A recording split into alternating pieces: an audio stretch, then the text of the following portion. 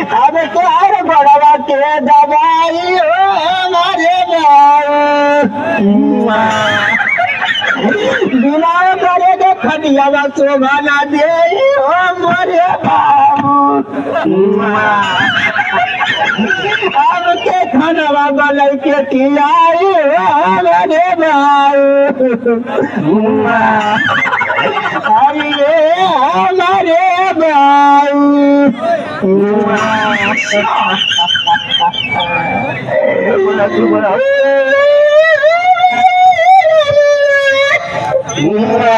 अरे सब मैं छोड़िए गई ये तैयार करी काहे बाबा है चुप रहो रोने आ गई का अरे कहने चली आते हमारे सारा वाकुल यही ना हो मोरे बाबू। हाँ बोलो ना।